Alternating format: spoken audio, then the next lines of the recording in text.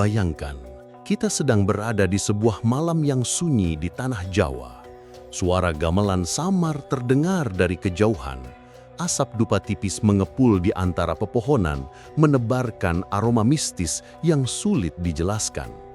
Di sebuah pendapa keraton kuno, seorang abdi dalem duduk bersila. Tangannya menyalakan kemenyan, bibirnya bergetar melafalkan doa-doa dalam bahasa Jawa, bercampur dengan lafaz Arab. Bismillahirrahmanirrahim. Ya Allah, kaulo pasrah.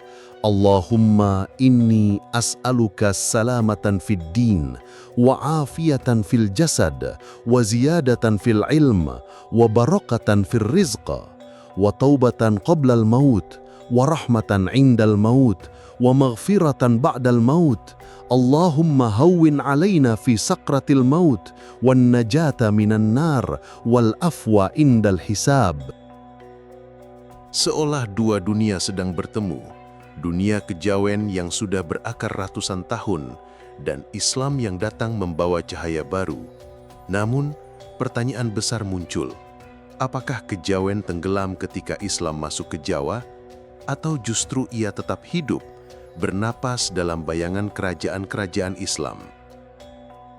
Apakah para raja Demak, Pajang hingga Mataram hanya menjadi penguasa duniawi atau juga penjaga spiritualitas Jawa? Dan mengapa hingga hari ini kita masih menemukan selamatan, tahlilan, sekaten, dan ritual keraton yang memadukan dua wajah, Jawa dan Islam? Teman-teman, inilah kisah panjang yang penuh misteri. Sebuah perjalanan sejarah dan spiritual ketika kejawen hidup dalam bayangan kerajaan Islam Jawa. Bayangkan sebuah malam di tanah Jawa, ribuan tahun yang lalu.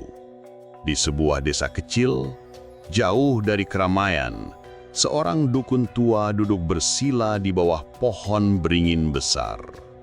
Di depannya, asap dupa mengepul ke langit, seolah ingin menyampaikan doa ke alam gaib. Di sekelilingnya, masyarakat desa berdiam diri, menunggu dengan penuh harap.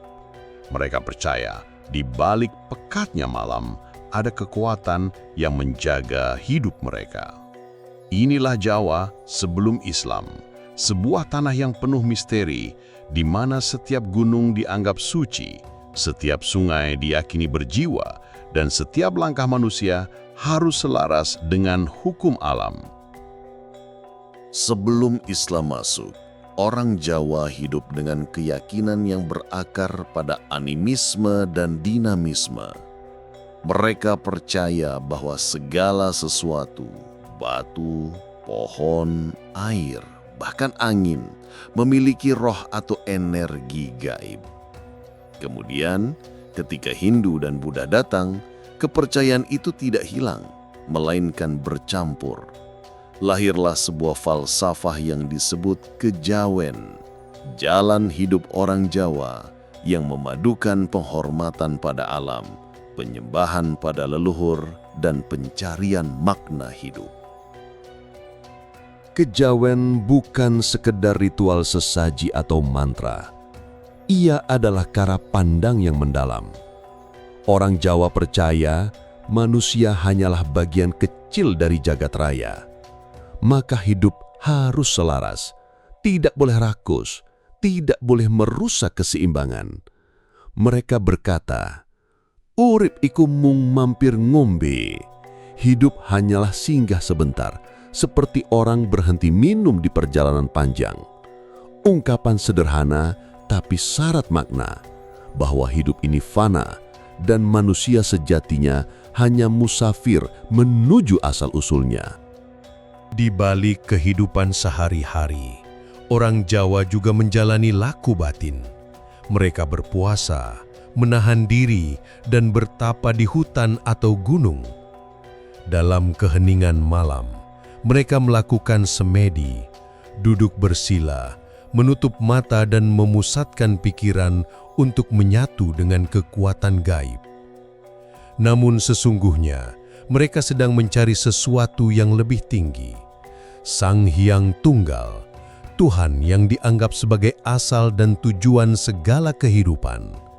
Walau belum mengenal syahadat, hati mereka sudah haus akan kebenaran yang sejati.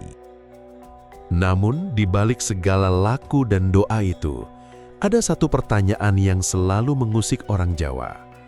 Sangkan paraning dumadi, dari mana aku berasal dan kemana aku akan kembali? Pertanyaan inilah yang menjadi pintu bagi datangnya agama baru. Sebuah ajaran yang kelak membawa jawaban lebih terang tanpa menghapus kearifan lama. Islam. Bayangkan sebuah kerajaan megah. Istana penuh pualam. Suara gamelan bergema di pendapa dan prajurit bersenjata tombak berjaga di gerbang.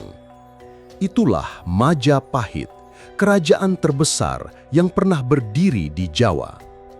Namun, di balik kemegahan itu ada retakan yang semakin hari semakin dalam. Intrik istana, perebutan tahta, dan perang saudara membuat fondasi kerajaan rapuh. Hingga akhirnya, kerajaan yang dulu menguasai Nusantara perlahan goyah dan cahaya baru pun muncul dari arah pesisir. Islam. Di abad ke-14, Majapahit mencapai puncaknya di bawah Hayam Wuruk dan Gajah Mada. Nusantara tunduk, perdagangan maju, dan Jawa menjadi pusat peradaban. Namun, setelah keduanya tiada, kerajaan mulai melemah. Para bangsawan berebut tahta, pajak yang tinggi menekan rakyat kecil. Perdagangan laut tidak lagi dikuasai Majapahit karena para pedagang Muslim dari Gujarat, Arab, dan Tiongkok mulai mengambil alih jalur rempah. Rakyat kecil yang dulu kagum pada kebesaran Majapahit kini mulai mencari harapan baru.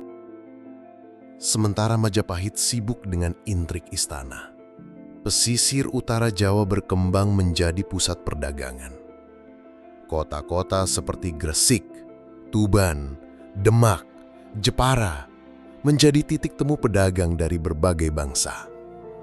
Disinilah Islam pertama kali berakar kuat. Bukan dengan pedang, melainkan lewat dagang, akhlak, dan budaya. Bayangkan suasana pelabuhan Gresik. Perahu-perahu layar dari Gujarat merapat. Pedagang Muslim turun sambil tersenyum, ramah berdagang, jujur dalam transaksi. Rakyat kecil yang terbiasa ditindas pajak Majapahit mulai melihat bahwa Islam membawa keadilan, persaudaraan, dan harga diri. Para wali hadir di tengah transisi ini. Mereka bukan sekadar ulama, tetapi juga seniman, arsitek, budayawan, dan pemimpin sosial. Sunan Ampel mendirikan pesantren di Surabaya, menanamkan ilmu dan akhlak. Sunan Kalijaga berdakwah lewat wayang dan tembang Jawa, agar Islam mudah diterima. Sunan Kudus membangun masjid dengan arsitektur mirip candi, agar rakyat tidak merasa asing. Mereka tidak menghapus budaya Jawa, tetapi memberinya ruh baru. Ketika Majapahit melemah, rakyat tidak lagi merasa terikat dengan istana. Mereka menemukan identitas baru melalui Islam. Demak muncul sebagai kerajaan Islam pertama di Jawa. Ia bukan sekadar penerus Majapahit, tapi simbol kebangkitan spiritual baru. Sebuah peradaban yang lahir bukan dari istana yang mewah, melainkan dari pesantren, masjid, dan pasar rakyat. Masyarakat Jawa pun mulai bertanya, apakah benar kejayaan sejati bukan pada istana, melainkan pada iman? Apakah kekuatan baru yang tumbuh dari pesisir ini mampu menggantikan Majapahit yang agung? Pertanyaan inilah yang menjadi awal transformasi besar-besaran dalam jiwa orang Jawa. Dari kepercayaan lama menuju cahaya Islam. Bayangkan seorang dalang duduk di balik kelir, memainkan wayang semalam suntuk. Di balik kisah Mahabharata dan Ramayana, perlahan diselipkan nama Allah, doa, dan nasihat Islami. Bayangkan pula seorang petani Jawa masih menanam sesaji di sawah, tetapi kini ia juga mulai mengucap doa dalam bahasa Arab, Bismillahirrahmanirrahim. Beginilah wajah Jawa di masa transisi. Di satu sisi masih setia pada adat leluhur, di sisi lain mulai memeluk ajaran baru. Sebuah pertemuan besar lahir di tanah Jawa. Kejawen bertemu Islam. Orang Jawa memiliki tradisi spiritual yang dalam. Mereka percaya pada keseimbangan antara dunia nyata atau jagat alit dan dunia gaib atau jagat gede. Hidup dianggap sebuah perjalanan dari asal atau sangkan menuju tujuan akhir atau paran. Upacara selamatan, ruatan, dan tirakat menjadi bagian dari keseharian. Namun, tradisi ini seringkali bercampur dengan unsur animisme, Hindu, dan Buddha. Ketika Islam datang, ia tidak serta-merta menghapus tradisi itu. Para wali songo justru menghargai kearifan lokal, lalu mengisinya dengan ruh Islam. Selamatan tetap ada, tetapi doa diganti dengan tahlil dan doa selamat. Wayang kulit tetap dipentaskan, tetapi kisahnya diberi makna baru, penuh pesan tauhid. Tembang Jawa tetap dinyanyikan, tetapi liriknya diselipkan nasihat Islami. Ini membuat Islam terasa akrab, bukan asing.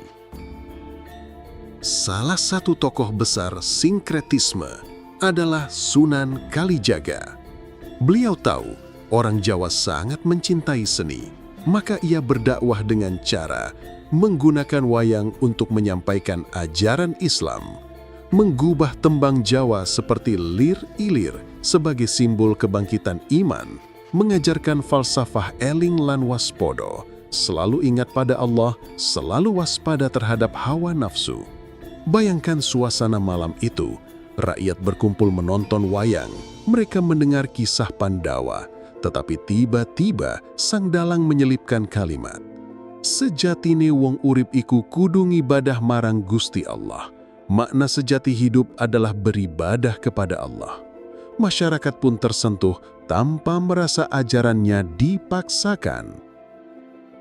Islam tidak hanya hadir di istana atau pesantren, tetapi juga di ladang dan rumah rakyat kecil.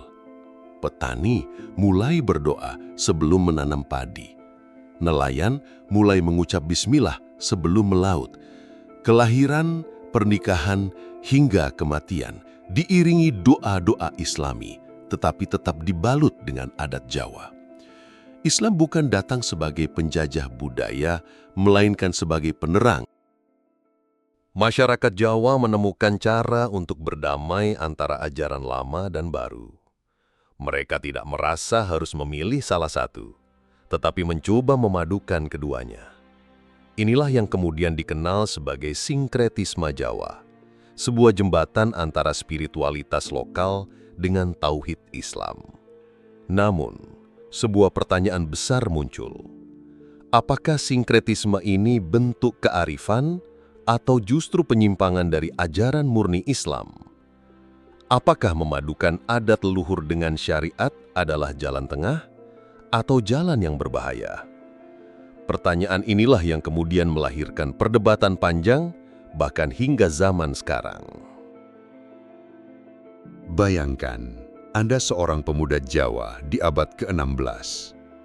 Di satu sisi, sejak kecil Anda diajari orang tua untuk melakukan selamatan, menaruh sesaji di pohon besar, dan menghormati roh leluhur. Namun kini, setelah belajar mengaji di langgar desa, Ustadz Anda berkata, "Itu semua syirik, hanya Allah yang berhak disembah." Lalu hati Anda pun bergetar. Haruskah meninggalkan adat leluhur yang sudah turun-temurun, atau mengikuti syariat Islam yang menuntun pada tauhid murni? Beginilah konflik batin yang dialami banyak orang Jawa ketika Islam semakin kuat mengakar. Masuknya Islam ke Jawa bukan hanya soal budaya, tetapi juga soal keyakinan terdalam. Islam mengajarkan tauhid, hanya Allah yang berhak disembah. Sementara sebagian tradisi kejawen masih mempertahankan penghormatan kepada roh nenek moyang, gunung, pohon besar, atau laut. Contohnya adalah upacara sedekah laut melempar sesaji ke ombak sebagai bentuk penghormatan pada penguasa laut. Ngalap berkah di pohon keramat dipercaya bisa mendatangkan rezeki. Bagi sebagian orang Jawa, ini adalah bagian dari hidup. Namun, bagi para ulama ini menjadi persoalan akidah yang serius. Perlahan, perdebatan pun muncul. Apakah selamatan termasuk syirik, ataukah hanya adat yang bisa diberi makna Islami? Apakah menghormati leluhur berarti menyekutukan Allah, atau hanya bentuk penghargaan budaya? Apakah boleh seorang Muslim tetap melestarikan ritual Jawa asalkan hatinya tetap bertauhid? Pertanyaan-pertanyaan ini membuat masyarakat Jawa terbelah. Ada yang memilih meninggalkan adat demi syariat, ada pula yang tetap teguh pada sinkretisme. Para ulama besar berusaha menegakkan akidah. Mereka menekankan bahwa tauhid tidak boleh tercampur syirik. Segala bentuk pemujaan ruh atau sesaji harus ditinggalkan. Namun, rakyat kecil sulit menerima perubahan mendadak. Bagi mereka, adat adalah jati diri. Bahkan sebagian merasa meninggalkan adat berarti durhaka pada leluhur. Inilah yang melahirkan konflik batin berkepanjangan di hati masyarakat Jawa. Konflik batin ini tidak hanya terjadi di masa lalu, tetapi juga hingga hari ini. Masih ada Muslim Jawa yang mempertanyakan, apakah tahlilan, selamatan, dan ziarah kubur termasuk Islam atau tradisi kejawen? Apakah sedekah bumi dan ruatan hanya adat atau bertentangan dengan Islam? Pertanyaan-pertanyaan itu seakan tidak pernah menemukan jawaban final. Lalu kita bertanya, apakah mungkin Islam dan kejawen benar-benar hidup berdampingan tanpa saling meniadakan? Ataukah pada akhirnya salah satunya harus ditinggalkan demi menjaga kemurnian iman? Bayangkan suasana Jawa pada abad ke-16. Di tengah kehidupan masyarakat yang masih kental dengan adat kejawen, muncul seorang wali yang namanya akan dikenang sepanjang masa, Sunan Kalijaga. Beliau bukan sekedar seorang ulama. Ia adalah jembatan antara dunia lama, kejawen, dengan ajaran baru, Islam. Dan uniknya, Sunan Kalijaga tidak datang dengan pedang, tidak datang dengan kekerasan. Ia datang dengan budaya. Di tengah alun-alun keraton, wayang kulit dimainkan. Kisah Mahabharata dan Ramayana mengalir indah. Tapi ada yang berbeda. Tokoh Bima yang dulu hanya dianggap ksatria gagah, kini digambarkan sebagai sosok yang mencari kebenaran sejati. Dialognya dipenuhi pesan tauhid tentang manusia yang harus tunduk hanya kepada Allah, bukan kepada dewa-dewi. Orang Jawa terpukau. Mereka datang menonton hiburan, tetapi pulang membawa pesan Islam. Disitulah kejeniusan Sunan Kalijaga, menyusupkan nilai Islam tanpa membuat orang Jawa merasa asing dengan tradisi mereka. Tak hanya wayang, beliau juga menggunakan tembang-tembang Jawa. Coba bayangkan suasana malam di desa. Masyarakat berkumpul, duduk melingkar, mendengarkan tembang lirih yang dibawakan dengan gamelan. Syairnya penuh makna tentang kefanaan dunia, tentang hidup sebagai jalan menuju Allah, tentang pentingnya budi pekerti. Orang Jawa mendengarnya dengan hati yang tenang dan tanpa sadar mereka sedang disiapkan untuk menerima Islam. Sunan Kalijaga juga dikenal sebagai sosok yang merakyat. Ia tidak membedakan antara bangsawan dan rakyat jelata. Ia bergaul dengan petani, nelayan, bahkan perampok sekalipun, dan menuntun mereka menuju jalan kebenaran dengan penuh kasih sayang. Dari sinilah lahirlah sebuah Islam yang begitu membumi di Jawa. Islam yang bisa berjalan berdampingan dengan kejawen. Islam yang tidak menolak budaya, melainkan memurnikannya, mengarahkannya kepada Allah. Dan karena itulah, Sunan Kalijaga dikenang bukan hanya sebagai wali, tetapi juga sebagai arsitek spiritual Jawa. Sebuah sosok yang membuat orang Jawa merasa Islam bukanlah agama asing. Islam adalah rumah kita sendiri. Suasana keraton di Demak pada abad ke-15. Bangunannya megah, namun masih terasa jejak Majapahit yang baru runtuh. Di dalamnya, berdiri para bangsawan yang masih menyimpan tradisi kejawen, berhadap-hadapan dengan para ulama yang membawa syariat Islam. Disinilah sebuah pertemuan besar terjadi antara budaya lama dan agama baru.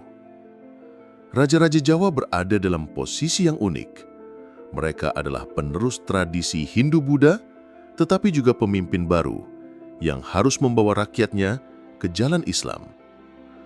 Mereka tidak bisa serta-merta memutus semua ikatan dengan kejawen, karena budaya itu sudah mendarah daging dalam kehidupan rakyat. Maka muncullah strategi besar, mengislamkan keraton tanpa mematikan ruh kejawen. Disinilah terlihat bagaimana kebijakan politik, spiritualitas, dan budaya menyatu dalam satu panggung. Misalnya dalam upacara kerajaan. Jika dulu sesaji ditujukan kepada ruh leluhur atau dewa-dewi, kini arahnya dipalingkan. Doa dipanjatkan kepada Allah. Namun, bentuk ritual luarannya masih memakai simbol-simbol Jawa agar rakyat tidak merasa asing. Begitu juga dalam tata bahasa keraton. Bahasa Jawa yang penuh dengan tingkatan halus, kromo, madyo, ngoko, dipertahankan. Tetapi syair-syair doa mulai berisi ayat Al-Quran dan salawat. Disinilah Islam dan kejawen bukan lagi dua dunia yang terpisah, melainkan berkelindan dalam satu tarikan nafas. Keraton menjadi pusat Islam Jawa, sebuah Islam yang taat syariat, tetapi tetap memberi ruang pada budaya lokal. Namun, tentu saja pertemuan ini tidak selalu mulus. Ada ulama yang lebih ketat menuntut syariat murni. Ada pula bangsawan yang masih ingin mempertahankan praktik lama. Ketegangan ini mewarnai kehidupan keraton, tetapi justru dari sinilah lahir dinamika spiritual yang kaya. Keraton kemudian menjadi laboratorium besar bagi lahirnya sinkretisme Jawa Islam. Dari keraton inilah lahir tradisi besar seperti sekaten, grebek, dan selamatan keraton, sebuah bentuk Islam yang penuh simbol kejawen tetapi tetap berpusat pada tauhid. Bisa dikatakan, tanpa keraton, Islam di Jawa mungkin tidak akan memiliki warna yang unik seperti sekarang. Keratonlah yang menjadikan Islam bukan sekadar agama baru, tetapi juga jati diri orang Jawa. Pernahkah Anda melihat sebuah ritual selamatan? Di sana ada doa-doa berbahasa Arab, ada bacaan surat Al-Fatihah, tetapi di sampingnya juga terhidang tumpeng, jajanan pasar, bahkan kemenyan yang dibakar. Disinilah kita melihat sesuatu yang unik. Islam dan kejawen hidup berdampingan, bahkan bercampur dalam satu peristiwa sakral. Bagi sebagian orang, ini mungkin membingungkan. Apakah ini Islam ataukah kejawen? Namun bagi masyarakat Jawa, keduanya bukan sesuatu yang bertentangan, melainkan justru saling menguatkan. Sinkretisme ini muncul karena masyarakat Jawa tidak ingin kehilangan akar budaya leluhur, sekaligus ingin tetap menjalankan ajaran Islam. Mereka menemukan jalan tengah, memasukkan nilai Islam ke dalam wadah budaya Jawa. Contohnya adalah selamatan. Intinya adalah doa keselamatan, sebuah tradisi Jawa kuno. Namun, dalam Islamisasi, doa itu diganti dengan tahlil, sholawat, dan ayat Al-Quran. Wayang kulit. Cerita Mahabharata atau Ramayana tetap dipentaskan, tetapi ditambah dengan tokoh punakawan yang menyelipkan nilai-nilai Islam. Bahkan ada lakon wayang yang menggambarkan perjalanan spiritual mendekatkan diri kepada Allah. Sekatan, festival besar keraton yang semula bernuansa Hindu-Buddha, diubah menjadi perayaan Maulid Nabi Muhammad SAW dengan tabuhan gamelan. Di balik sinkretisme ini, ada filosof yang dalam, manunggaling kawulo lang Gusti, menyatunya hamba dengan Tuhannya. Konsep kejawen yang awalnya bercorak mistis kemudian menemukan muaranya dalam tasawuf Islam. Namun, sinkretisme ini juga menimbulkan perdebatan. Sebagian ulama menilai tradisi-tradisi itu berpotensi menjerumuskan ke syirik atau bid'ah.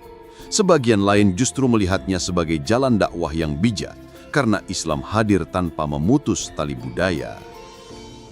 Disinilah letak keindahan sekaligus kerumitan sejarah Jawa. Sinkretisme bukan sekadar campur aduk, tetapi proses panjang penyesuaian antara ajaran agama yang suci dengan tradisi lokal yang mengakar kuat. Tanpa sinkretisme, mungkin rakyat Jawa akan sulit menerima Islam dengan cepat. Tetapi dengan sinkretisme, Islam tidak hanya masuk ke tanah Jawa, melainkan juga menyatu dengan jiwa masyarakatnya. Bayangkan, seorang petani Jawa di abad ke-16. Siang hari ia mencangkul sawah, sore ia ikut kenduri bersama tetangga, dan malamnya ia berzikir lirih di bawah temaram lampu minyak. Di sela doa-doanya, ia mengucapkan kalimat sederhana, "Gusti, kaula nyuwun pituduhmu. Tuhanku, hamba memohon petunjukmu." Inilah wajah spiritualitas Jawa Islam yang lahir dari pertemuan dua dunia, kebatinan Jawa dan tasawuf Islam. Ketika Islam masuk ke Jawa, aspek syariat memang diperkenalkan, sholat, puasa, zakat. Namun masyarakat Jawa yang terbiasa dengan laku batin dan meditasi lebih mudah menyerap Islam melalui ajaran tasawuf. Zikir dan wirid menjadi jalan untuk mendekatkan diri kepada Allah, mirip dengan semedi dalam tradisi Jawa. Tarekat hadir di berbagai wilayah seperti Syatariyah, Naqsyabandiyah, dan Qadiriyah yang memberi corak khas pada laku spiritual masyarakat Jawa. Puasa Mutih, Topo Broto, dan Topo Bisu yang sebelumnya menjadi bagian kejawen, kemudian diberi makna baru dalam Islam sebagai latihan menundukkan hawa nafsu. Dengan cara ini, tasawuf bukan hanya menanamkan iman, tetapi juga menyentuh jiwa masyarakat Jawa yang haus akan kedalaman spiritual. Konsep manunggaling kawula Gusti yang masyhur dalam tradisi Jawa menemukan paralelnya dalam tasawuf, fana dan baqa. Lenyapnya ego manusia dan abadi bersama Allah. Syekh Siti Jenar, salah satu tokoh kontroversial, membawa ajaran ini ke tingkat ekstrim, bahwa seorang hamba bisa menyatu dengan Tuhan. Bagi sebagian kalangan, ajarannya dianggap menyimpang. Namun bagi rakyat kecil, ia menghadirkan pemahaman spiritual yang membumi. Tuhan itu dekat, bahkan menyatu dengan hidup mereka sehari-hari.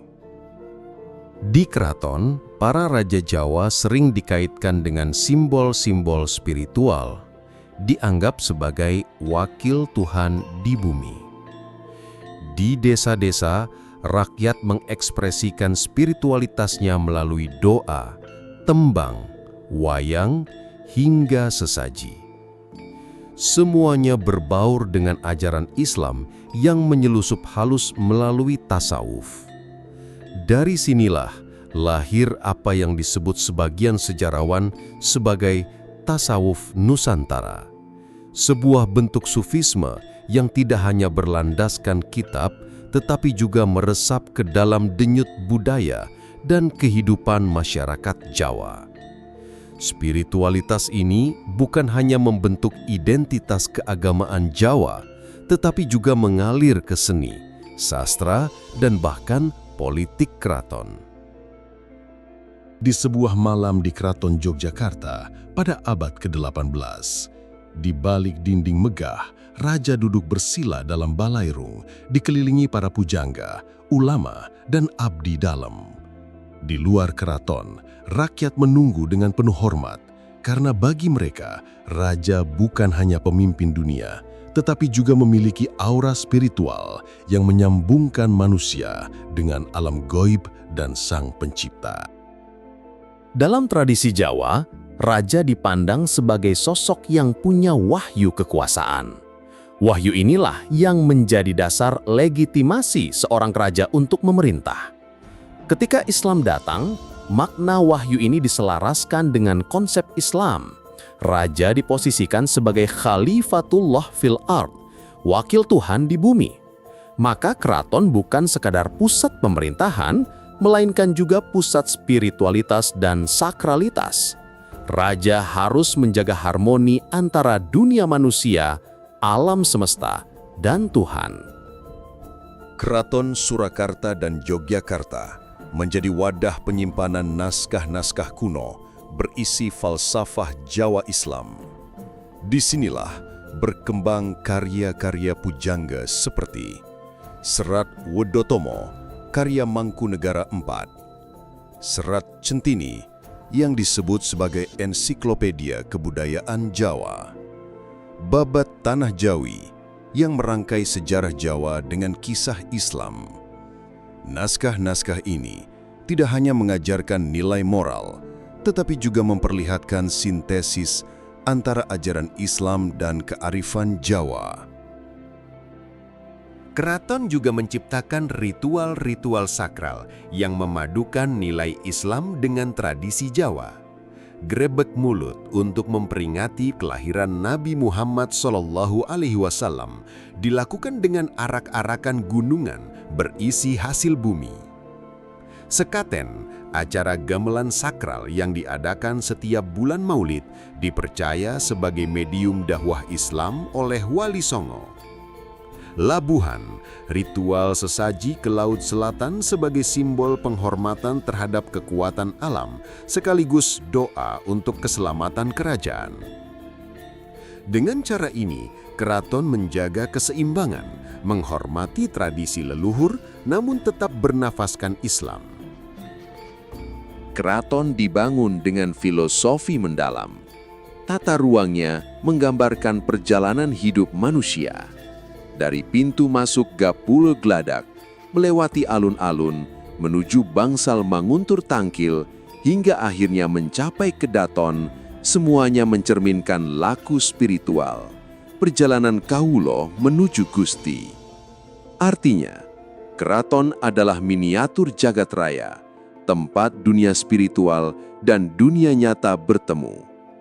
Keraton dengan demikian bukan sekadar istana, melainkan pusat peradaban Jawa Islam, tempat lahirnya tradisi, ilmu, seni, sekaligus spiritualitas. Bayangkan sebuah sore di desa Jawa.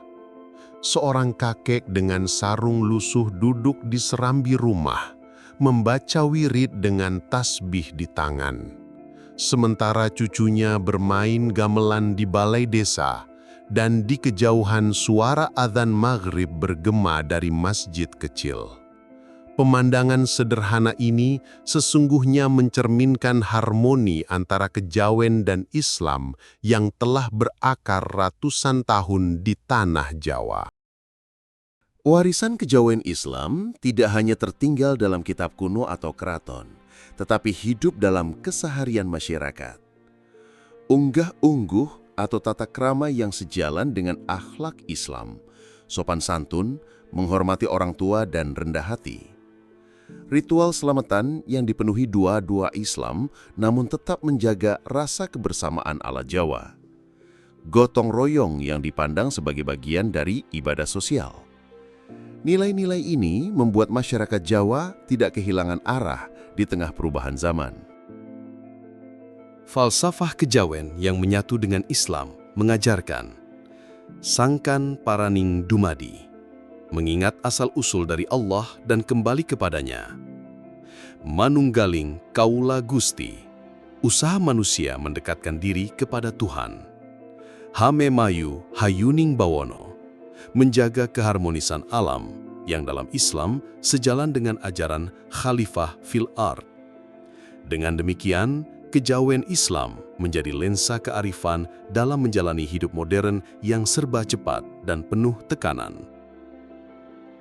Hari ini, ketika dunia dilanda krisis spiritual, ajaran kejawen Islam memberi pesan mendalam bahwa modernitas tidak boleh menghapus spiritualitas, bahwa teknologi harus berjalan seiring dengan nilai kemanusiaan, bahwa manusia tetap harus menjaga hubungan dengan Tuhan, sesama, dan alam.